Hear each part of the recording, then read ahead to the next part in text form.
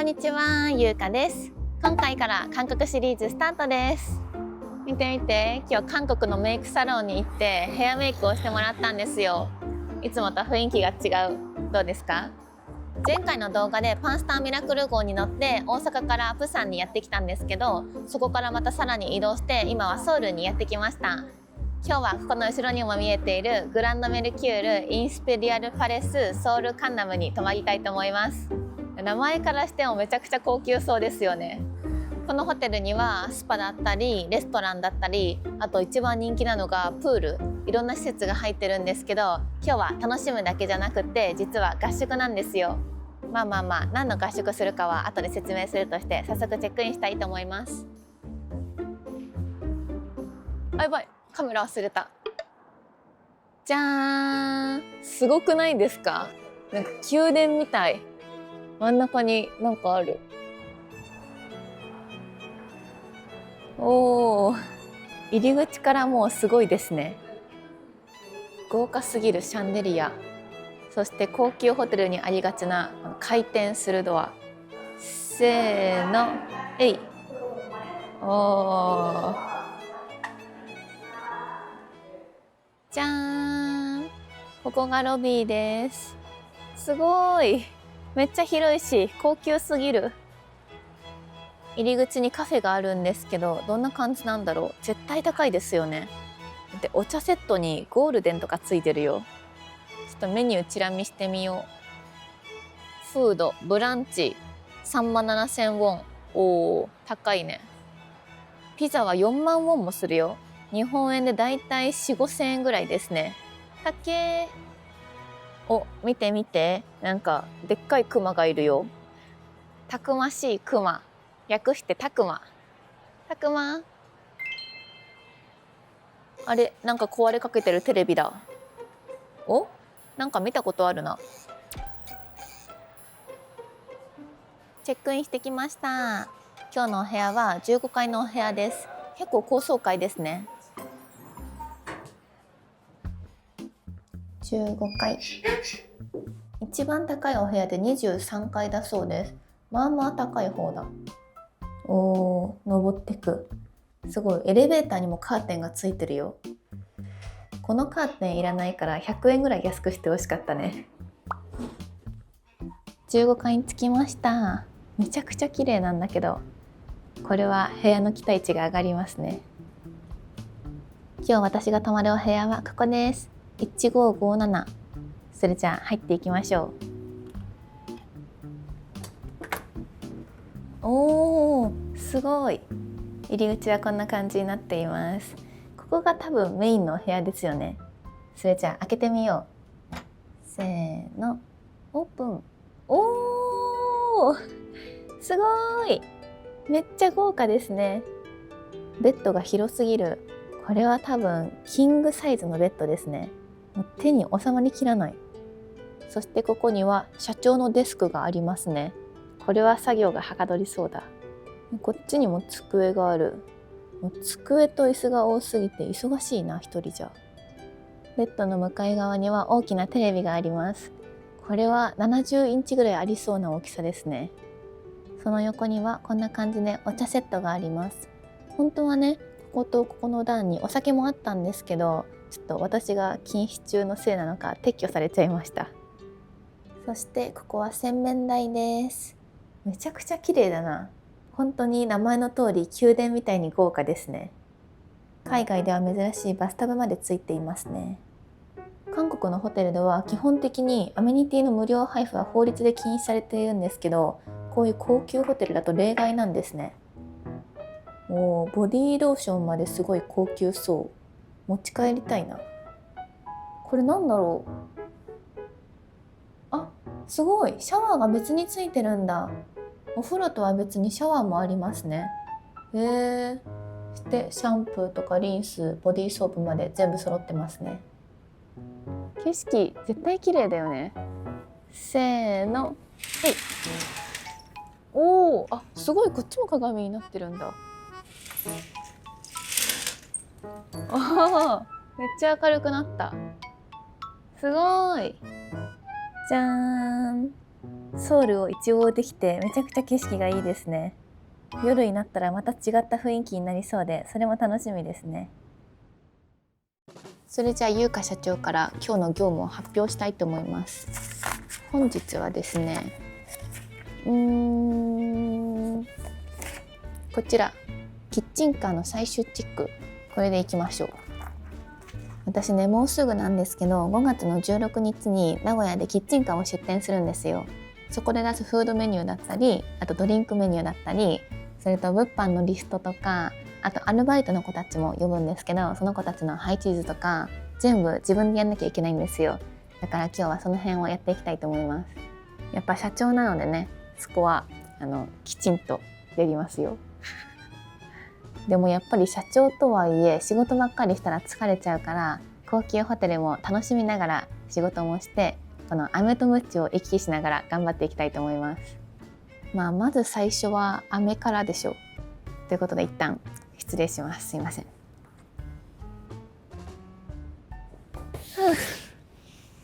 やばい、ゴロン気持ちいい。今日はね、お仕事をする場所なので寝心地チェックしないといけないので、これは大事な業務です。奇跡的に10分でベッドから起きれました。ということで、次はちょっと時間の都合でまた雨になっちゃうんですけど、地下2階にプールがあるそうなので、プールに行ってきたいと思います。プールでリフレッシュしたらいろんなアイデアが思い浮かんでくると思うので、体を動かしながら考えたいと思います。プールにやってきました。屋内プールと屋外プール2つあるんですけど、今の時期は屋内プールのみだそうです。じゃん、水着に着替えました。この水着は今回韓国に来るように買いました。ということでプールにやってきました。私以外誰も入ってる人がいなくて恥ずかしい。ライフガードさんが2人いるんだけど、ずっと見張られててやばい、どうしよう。気まずい。本当は屋内プールだとスイミングキャップが必要って言われたんですけど、私は忘れてしまって購入するのに1000円かかるんですよ。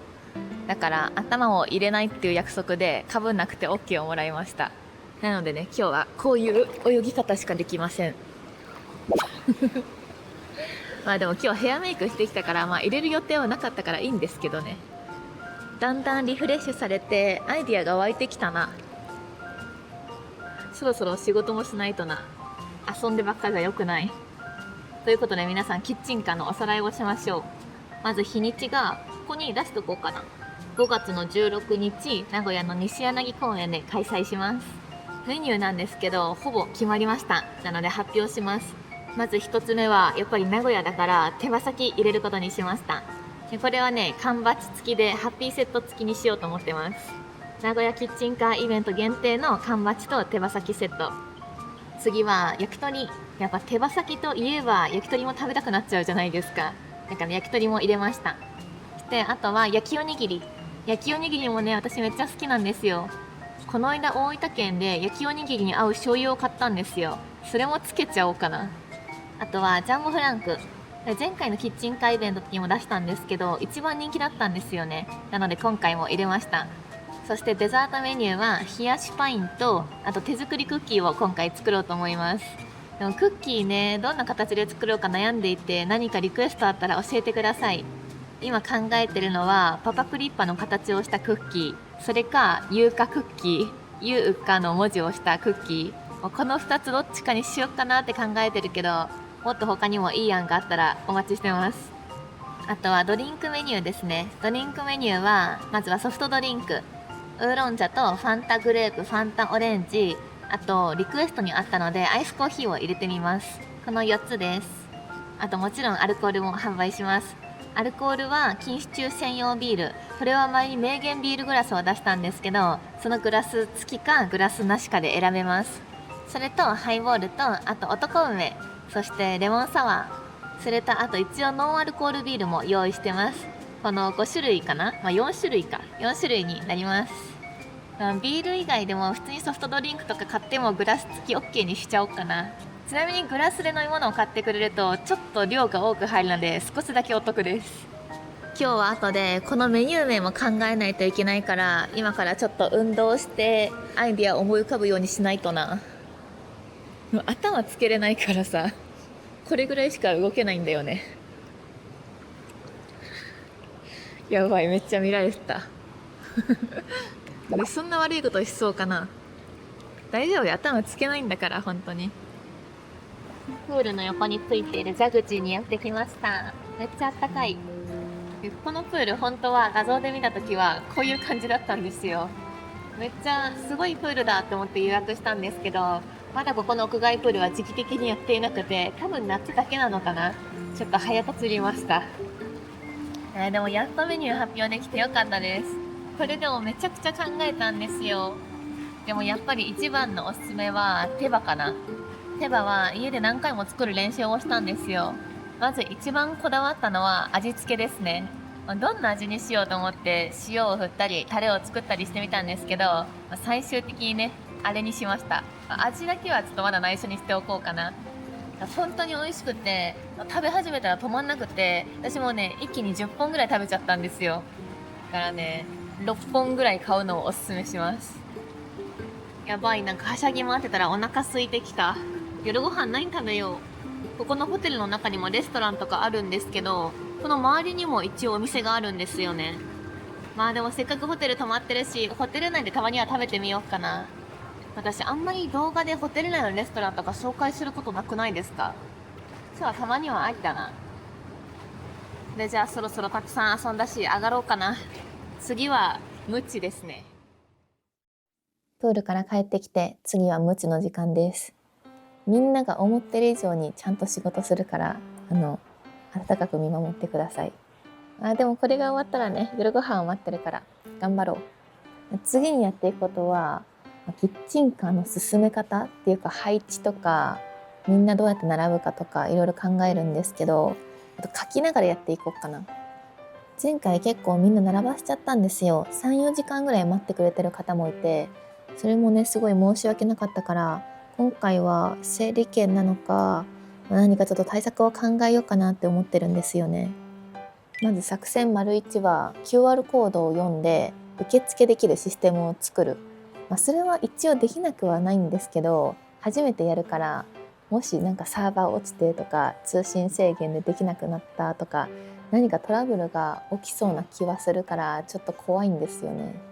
そのメリットはあと何分待てばいいんだろうっていう時間が正確に分かりやすいっていうのはあるんですけど、やっぱりデメリットはね、そのサーバーが落ちたら終わりなので、いやもうどうしようもないってなっちゃうから、それだけすごい怖いんだよね。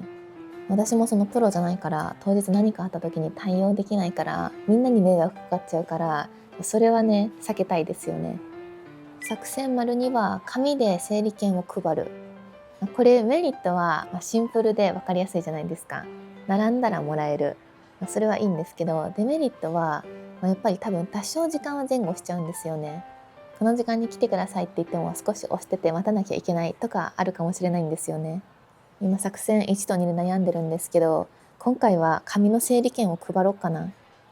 整理券の配布開始時間は当日の10時から予定しています。なので皆さん10時にぜひ来てください。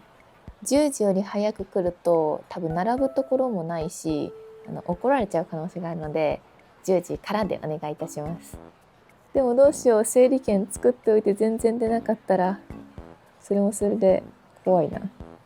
ぜひ皆さん遊びに来てください。お願いします。そう、前回キッチンカーイベント来ていただいた方だったらわかると思うんですけど、一応おさらいです。物販コーナーで私のグッズを1点以上買うとダイヤチケットがもらえます。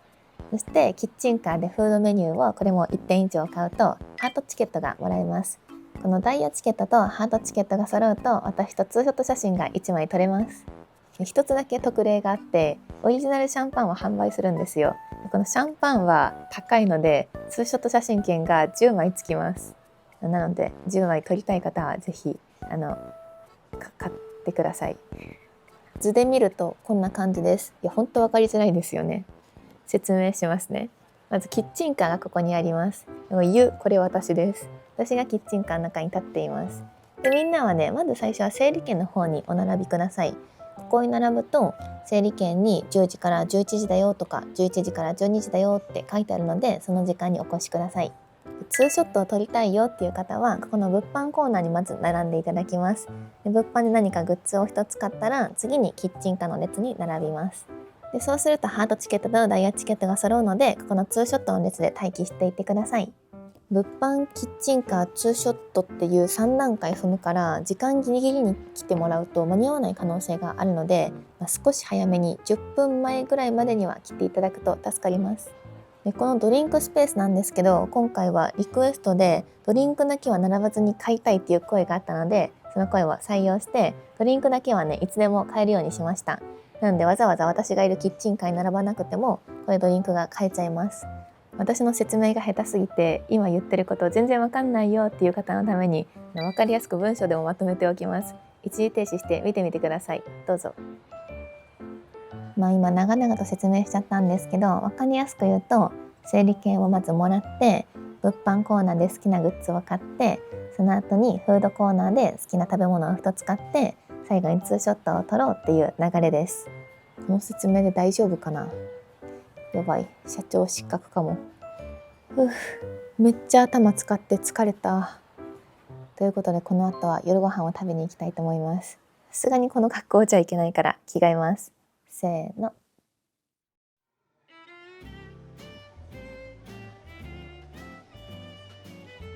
ケーキすごくないですか？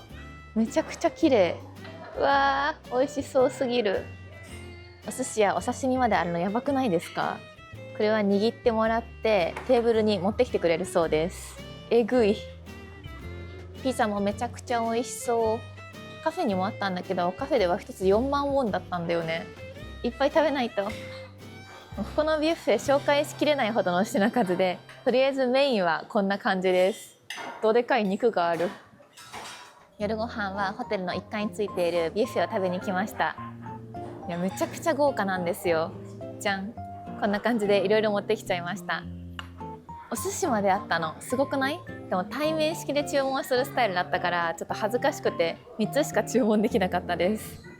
さすがに追加料金でお酒を頼むことはできなかったので、今日は炭酸水で乾杯。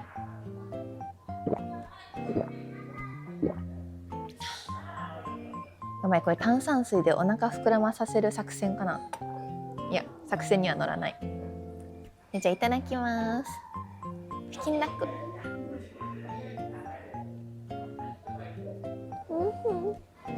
ちょっと待って、一回食べるの集中してもいいですか？時間がやばいんですよ。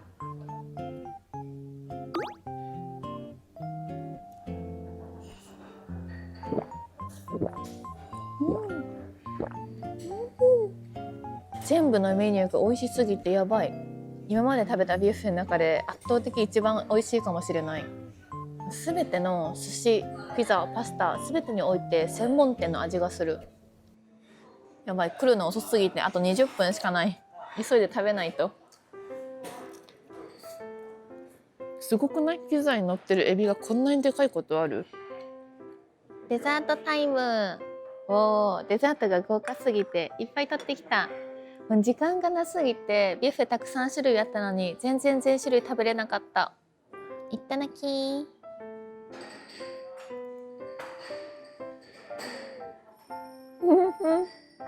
これやばい。めっちゃ美味しい。これなんだろう、めっちゃ可愛くない？さくらんぼみたいな形をした。なんだこれ。あ、ジェリーだ。おー。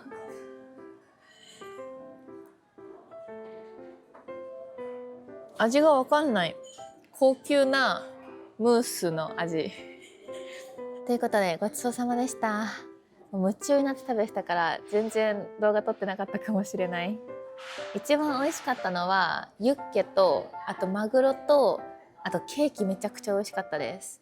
この3つおすすめです。でもマジで宣伝とかじゃないんだけど、本当にここのビュッフェ美味しすぎてみんな一回食べてみてほしい。ということで、雨すぎる雨な時間だったので最後はしっかりムチで締めたいと思います。お部屋に帰ってきて晩酌タイムと言いたいところなんですけど、さっきのレストラン高すぎて1万5,000円ぐらいしたんですよ。なので今日はお水にします。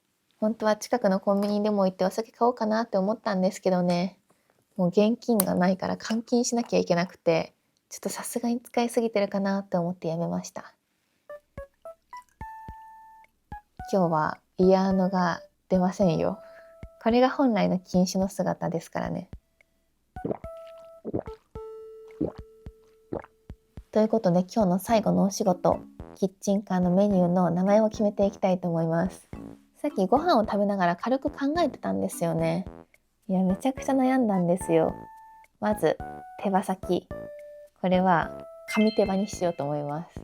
本当に味が神ってたからみんなに食べてみてほしい。この紙手羽はね、付録にバッジがつくのでぜひ皆さんゲットしてみてください。次は焼き鳥、これはね3種類セットにしようと思ってるんですけど、名前は3種のいいとこ取り。よくないですか？これひらめいた時、よし来たってなりました。いや、あんま来てないって思われたら恥ずかしいな。次は焼きおにぎり、これは2個入りなんですけど、前回普通のおにぎりを出したんですよ。その時ににぎにぎおにぎりだったので、今回はにぎにぎ焼きおにぎりにしようと思います。言いづらいな。でも前回みんなメニュー名ちゃんと言ってくれたんだよね。今回もちゃんと言ってくださいね。次、ジャンボフランク。これは前回同様当たり付きにしようと思います。前回12月だったから年末ジャンボフランクにしたんですけど、春ってなんだろうと思って調べたら、ドリームジャンボだそうなので、ドリームジャンボフランクにします。これまだね、当たり商品考えてないので、当たった方はお楽しみにしていてください。次は冷やしパインですね。冷やしパインはすごいね、悩んだんだけど、甘酸っぱいん。これみんな言うの恥ずかしいかな。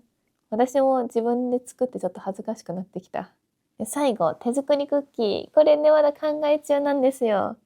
2つで悩んでいて、1個は優香のラッキークッキー。これ可愛いでしょ、響きが。でもう一つは優香の売ってる占いクッキー。これどういうことかというと、占いを大吉とか小吉とか書いてつけようと思うんだけど、占い売ってる、いやどっちやねんみたいなっていう感じです。これ名前みんなどっちが好きですか？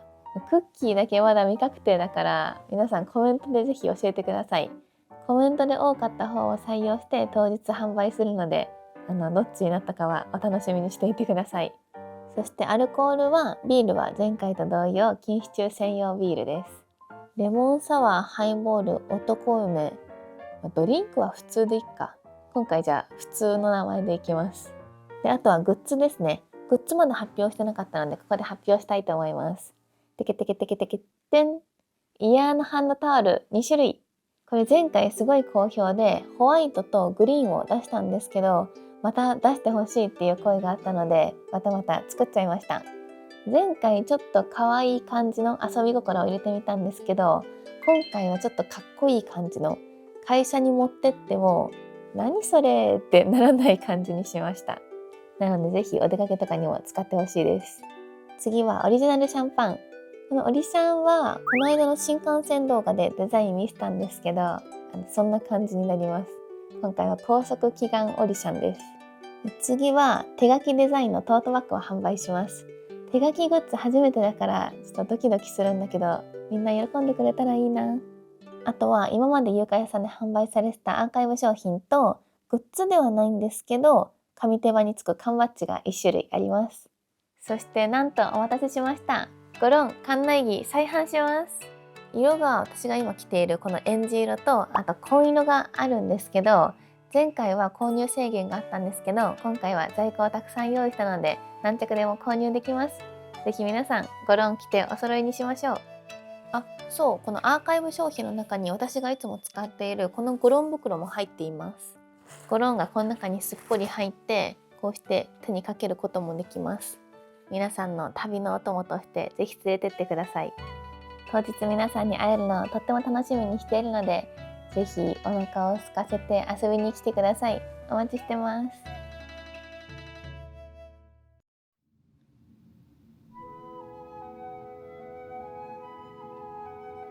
おはようございます。キングサイズのベッド快適すぎて爆睡してました。昨日の夜はお仕事をして終わったのでムチで終わってますね。なので今から朝ごはんを食べていきたいと思います。昨日の夜ご飯ビュッフェが美味しすぎたので朝ごはんも期待大ですね。朝ごはんもビュッフェ形式でこんな感じでパン屋さんにいるかのようなたくさんのパンたちとか、朝ごはんらしいスープたち、この辺がおかずかな。朝からめちゃくちゃ豪華ですね。朝食をとってきました。昨日夜たくさん食べたのでね、朝は少なめです。それじゃあいただきます。朝は今日も牛乳です。なんか牛乳もすごい濃厚な気がするんだけど、気のせいかな。朝からサーモンあるのすごくないですか？昨日いっぱい食べたから朝ごはん食べれるかなって心配したけど、全然食べれますね。うますぎる。ちなみにここのホテルの名前のインスペリアルは皇帝のとか帝国のっていう意味らしいです。だから帝国の宮殿。ほんとその名の通りめちゃくちゃ豪華ですね。そういえばまだここのホテルの料金言ってなかったですね。朝食込みのプランにしたんですけど、1泊だいたい3万円ぐらいでした。高いですよね。それで昨日の夜ご飯は1万5千だったからトータル4万5千ぐらいかかっちゃいました。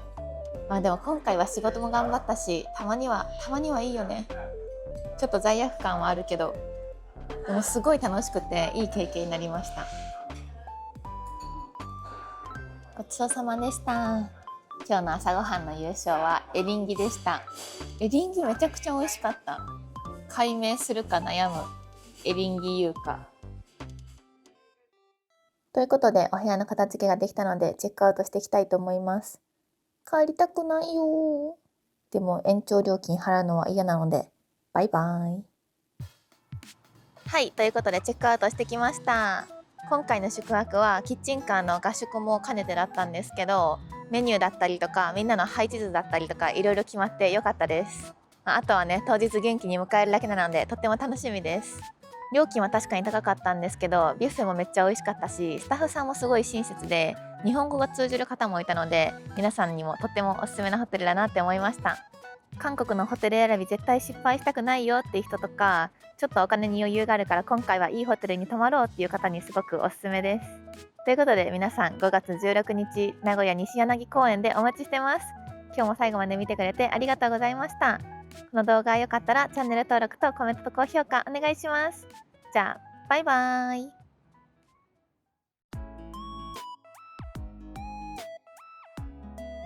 すごい。多分これ反射してみんな見えてないよね。あ、見て、そこでウェディング撮影してる人いるよ。すごい。ちょっと見てよっかな。部屋にはよくわかんない絵が飾られてる。これ私でも描けそうだな。いや、描けないか。